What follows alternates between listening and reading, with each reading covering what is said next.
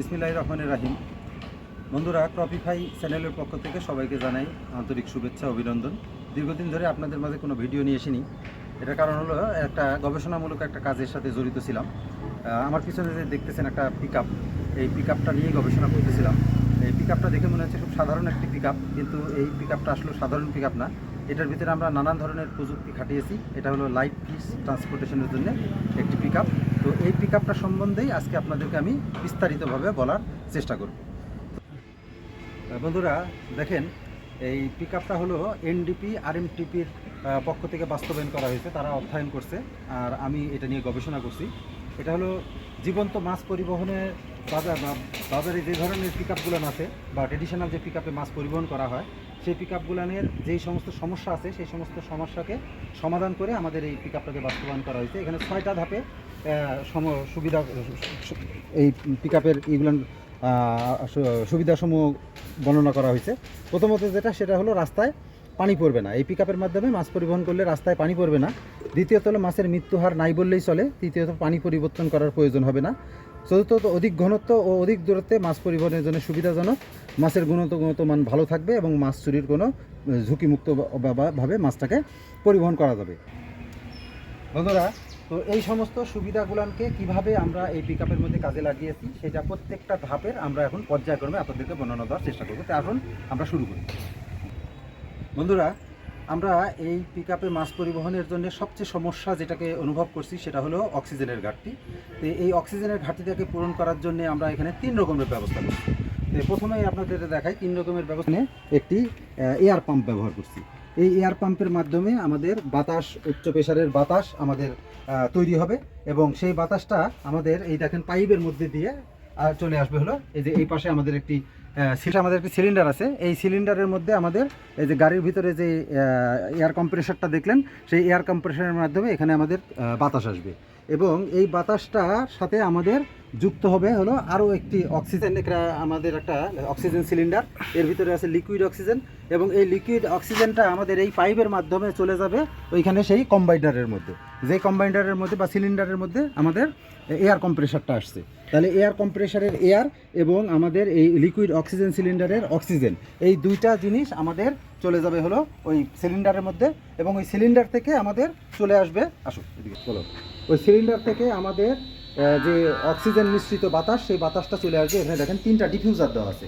এই 3টা ডিফিউজারের মধ্যে দিয়ে আমাদের এই পানির ভিতরে, এই ট্যাঙ্কের ভিতরে যে পানি এবং মাছ থাকবে, সেই পানি এবং মাছের মধ্যে আমাদের অক্সিজেনটা মিশ্রিত হতে থাকবে, ডিফিউজ হতে থাকবে, ফলে আমাদের অক্সিজেন লেভেলটা কমবে না। এবং সেই সাথে দেখেন আমাদের এখানে আরেকটা এয়ারেশনের ব্যবস্থা আছে। সেটা হলো যে ওখানে একটা ফিল্টার দেখতেছেন, সেই ফিল্টারের ভিতরে আমাদের এখানে পানি যাবে। কিভাবে পানি যাবে? আমাদের এখানে একটা ছোট ওয়াটার পাম্প আছে। এই ওয়াটার পাম্পের কাজটা হলো যে যতক্ষণ আমাদের মাছটা পরিবহন হবে ততক্ষণ আমাদের এই ওয়াটার পাম্পের ওয়াটারটা আমাদের ওই যে সামনে যে ফিল্টার মেশিনটা দেখতেছেন, লম্বা ফিল্টার মেশিন, সেটার ভিতরে আমাদের ফিল্টার আছে। এই ফিল্টারের ভিতরে পানিটা গেলে এই পানিটা ফিল্টার হবে এবং এই পানিটা ঝর্ণার আকারে নিচে পড়বে। ফলশ্রুতিতে কী হবে? আমাদের এই ঝর্ণার আকারে পানিটা পড়ার কারণে পানিতে আরেকটা অক্সিজেনের ডিজলভ হতে থাকবে। তাহলে বন্ধুরা দেখেন, এখানে 3টা পর্যায়ে আমরা অক্সিজেনকে মিশ্রিত করলাম। একটি হলো আমাদের এয়ার কম্প্রেসারের মাধ্যমে বাতাসের 21% অক্সিজেনকে আমরা পানিতে ডিজলভ করতেছি। দ্বিতীয়ত হলো লিকুইড অক্সিজেন আমাদের যে সিলিন্ডারের মধ্যে আছে, সেই লিকুইড অক্সিজেনকে আমরা সিলিন্ডার থেকে ডিফিউজারের মাধ্যমে পানিতে ডিফিউজ করতেছি। আর তৃতীয়ত হলো আমাদের যে ফিল্টার মেশিন থেকে ঝর্ণার আকারে পানিটা পড়বে, সেই পানিটাতে কিছুটা আমাদের অক্সিজেন পূর্ণ হবে। ফলশ্রুতিতে আমাদের এখানে অক্সিজেনের কোনো ঘাটতি থাকবে না। বলো বন্ধুরা, আমরা দ্বিতীয় ধাপে যে কাজটা করছি সেটা হলো পানিটাকে প্রতিনিয়ত ফিল্টারিংয়ের একটা ব্যবস্থা করছি। পানিটাকে প্রতিনিয়ত ফিল্টারের ব্যবস্থা করার কারণ হলো যে এই ট্যাঙ্কে যখন পর্যাপ্ত পরিমাণে মাছ থাকবে এবং অধিক ঘনত্বে মাছ থাকবে, তখন আস্তে আস্তে এই পানির প্যারামিটারটা নষ্ট হতে থাকবে, অর্থাৎ পানিতে অ্যামোনিয়ার পরিমাণটা বাড়তে থাকবে।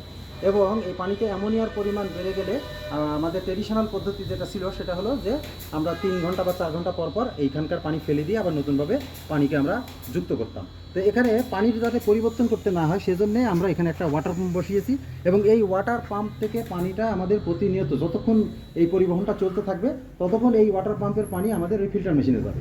সেই ফিল্টার মেশিনে আমাদের মেকানিজমটা হলো এরকম যে প্রথমে ফিল্টার মেশিনের উপরে আমরা একটা ব্ল্যাঙ্কেট দিব। সেই ব্ল্যাঙ্কেটের ভিতরে মাছের যে অদ্রবণীয় অংশগুলো, মাছের আঁশ, বা মাছের গায়ের ময়লা, এগুলো আটকায় দিবে। দ্বিতীয় স্তরে আমাদের থাকবে হলো জিওলাইট, এই জিওলাইটটা হলো পানিতে দ্রবীভূত অ্যামোনিয়াকে শোষণ করবে এবং তৃতীয় স্তরে থাকবে হলো কয়লা। এই কয়লাতে পানিটাকে আমাদের পরিশোধন করবে, পরিশোধন করে আমাদের আস্তে আস্তে এই পানিটাকে আমাদের ঝর্ণার আকারে ট্যাঙ্কের মধ্যে ফেলবে। ফলশ্রুতিতে যেটা হবে যে এখানে আমরা 12 ঘন্টা থেকে 24 ঘন্টা পর্যন্ত যদি মাছটাকে আমরা পরিবহন করি, পর্যাপ্ত পরিমাণে অক্সিজেন উপস্থিত থাকা এবং প্রতিনিয়ত পানিটা ফিল্টারিংয়ের কারণে আমাদের এই পানি কখনো নষ্ট হবে না, ফলে দূরবর্তী জায়গায় আমাদের এই মাছটা। বন্ধুরা, ট্রেডিশনাল পদ্ধতিতে মাছ পরিবহনে আমাদের আরেকটা সমস্যা ছিল, সেটা হলো যে আমরা উপরে নেট দিয়ে উন্মুক্তভাবে মাছ পরিবহন করতাম, ফলে ব্রেক করলে এই পরিবহনটা ব্রেক করলে প্রচুর পরিমাণে পানি আমাদের রাস্তায় পড়তো এবং সেই সাথে নেট দিয়ে মাছ পরিবহনের কারণে অনেক সময় আমাদের চোরের দল এখান থেকে নেট কেটে মাছটা নিয়ে চলে যেত। এটা আমাদের একটা বড় সমস্যা ছিল। সেই সমস্যার জন্য আমরা যেটা সমাধান করছি, যে দেখেন এটা একটা অত্যন্ত হেভি মানের একটা পাল্লা। এই পাল্লাটা দিয়ে বা এই দরজাটা দিয়ে আমরা কি করব, এই উপরে ঢাকনা হিসেবে এটাকে ব্যবহার করব। দুই সাইডে দুইটা এই ধরনের আমাদের ঢাকনা আছে। এই ঢাকনাটা আমরা লাগিয়ে দিয়ে এখানে আমরা যে হ্যাজবল আছে, হ্যাজবল লাগা একদম আমরা কি করব, এটাকে আমরা হলো তালা মেরে দেবো। তালা যখন মেরে দেবো তখন এখান থেকে আর সহজে আমাদের মাছটা চুরিও হবে না। আর সবচেয়ে বড় কথা হলো যে ব্রেক করলে পানি আর আমাদের রাস্তার মধ্যে পড়বে না। এটা আমাদের একটা বড় সুবিধা হবে, যে রাস্তা নষ্ট হবে না, পরিবেশও নষ্ট হবে না। বন্ধুরা, এখানে আমাদের ট্র্যাডিশনাল পদ্ধতিতে এই মাছের পানিটাকে ফেলার জন্য আমরা সাধারণত স্যালো ব্যবহার করতাম, যে স্যালো দিয়ে আমরা বাইরে পানিটা ফেলে দিতাম। কিন্তু এখানে আমাদের স্যালো ব্যবহারের দরকার নাই। আমাদের এই যে দেখতেছেন যে ট্যাঙ্কির মাঝখানে যে ছিদ্রটা আছে, সেই ছিদ্রের মাধ্যমে আমাদের এই যে পিকআপের নিচে আমরা একটা আউটলাইন তৈরি করছি। এই আউটলাইনের মাধ্যমে আমরা যখন এখানে খুলে দিব তখন আমাদের এখান থেকে পানিটা বের হয়ে আসবে। তো আমরা এটাকে দেখেন যে খুলে দিলাম, এখান থেকে পানি বের হয়ে আসলে যখন আমরা এই মাছটাকে ডেলিভারি দিব তখন আমাদের সম্পূর্ণ পানিটা বের করে দিতে হবে। আর সম্পূর্ণ পানিটা বের করে দেওয়ার জন্য আমরা এই আউটলাইনটা ব্যবহার করব। এবং যখন আমাদের মাছ ডেলিভারি পানি বের হয়ে যাবে তখন আমরা এটাকে এই হ্যাজবলের মাধ্যমে এটাকে আমরা আবার বন্ধ করে দিব। বন্ধুরা, আমাদের এই এনডিপি আরএমটিপির মাধ্যমে এই লাইভ ফিশ ট্রান্সপোর্টেশনের প্রকল্পটা বাস্তবায়ন করছে আমাদের উদ্যোক্তা মোহাম্মদ আসিফ ইকবাল, মালিপাড়া বনপাড়া বড়গ্রাম নাটোর। ওনার পিকআপে আমরা এই প্রযুক্তিটাকে অ্যাপ্লাই করছি এবং এই প্রযুক্তিটা যদি বাংলাদেশে সাস্টেনেবল হয় তো পরবর্তীতে বড় বড় পিকআপের ভিতরে বা বড় বড় ট্রাকের ভিতরে আমরা এই ধরনের ট্যাঙ্ক সিস্টেম করে এবং আমাদের অক্সিজেন সিস্টেম করে আমরা এইভাবে আমরা সহজেই সুবিধাজনকভাবে মাছটাকে পরিবহন করতে পারবো। এবং পরিবহনের যে সুবিধাসমূহ আপনাদেরকে বললাম, দেখেন যে সেটা হলো রাস্তায় যে পানি পড়বে না, এই যে আমরা ঢাকনা দিছি, রাস্তায় পানি পড়বে না। মাছের মৃত্যু হার নাই বললেই চলে, কারণ যেহেতু 3টা সোর্স থেকে আমাদের এখানে অক্সিজেন দেওয়া হবে এবং পানি ফিল্টার করা হবে, ফলে মৃত্যু না হলে মৃত্যু হবে না। পানি পরিবর্তনের প্রয়োজন নাই, কারণ এখানে যেহেতু প্রতিনিয়ত আমরা ওয়াটার পাম্পের মাধ্যমে এবং ফিল্টারের মাধ্যমে পানিটাকে ফিল্টারিং করতেছি, ফলে আমাদের পানি পরিবর্তন করার কোনো প্রয়োজন হবে না। আর অধিক ঘনত্বে অধিক দূরত্বে মাছ পরিবহন এই জন্যই করা যাবে যে যতক্ষণ এই গাড়িটা স্টার্টে থাকবে ততক্ষণ পর্যন্ত আমাদের অক্সিজেনও চলতে থাকবে এবং আমাদের পানি ফিল্টারিংও চলতে থাকবে, রিসাইকেলিংও চলতে থাকবে। ফলে আমরা যত দূরত্বেই মাছটাকে পরিবহন করি না কেন, যেহেতু এখানে পানি পরিবর্তনেরও প্রয়োজন হবে না, সুতরাং অধিক দূরত্বে আমরা মাছটা পরিবহন করতে পারবো।